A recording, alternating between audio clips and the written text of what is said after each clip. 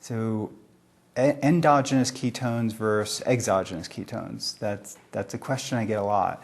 And we know that with a ketogenic diet, what we're doing is enhancing fat oxidation in the liver. And the liver is the site of ketone production through your fat-burning process we call beta oxidation of fatty acids.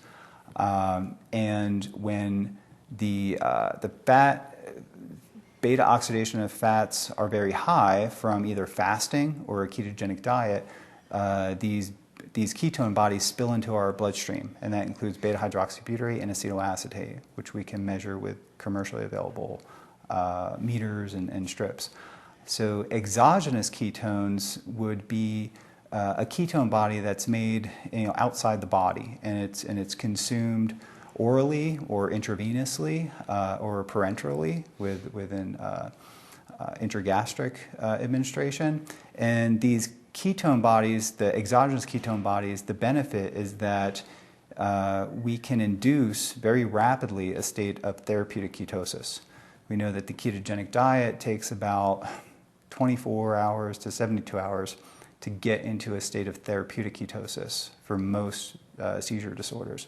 Whereas with exogenous ketones, we could achieve starvation level ketosis within 10 to 15 minutes, even quicker than that if we give IV administration of ketones in the formulas and achieve the blood concentrations that we have already shown to be anticonvulsant. So I think the potential for that is tremendous, especially for disorders like status epilepticus, or even things like traumatic brain injury, where you have 90% of a penetrating traumatic brain injury, 90% of those guys or girls will have seizures resulting from that. So it's really important to restore brain energy metabolism very quickly. And one way to do that would be exogenous ketones.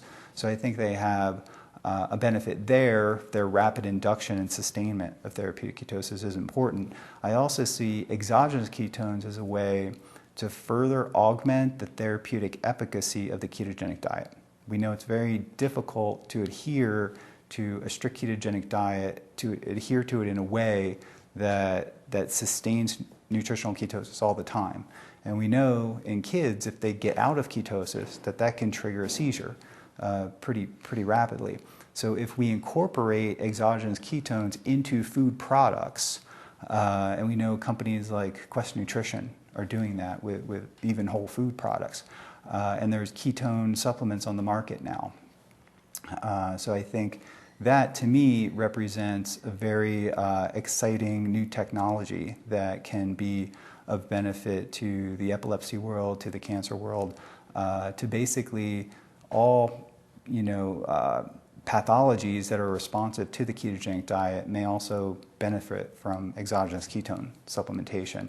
And I know just from working with the military that there's a very high interest for exogenous ketones in using them in warfighters and soldiers to further enhance their performance and also their performance capabilities in extreme environments like the undersea environment or even at altitude.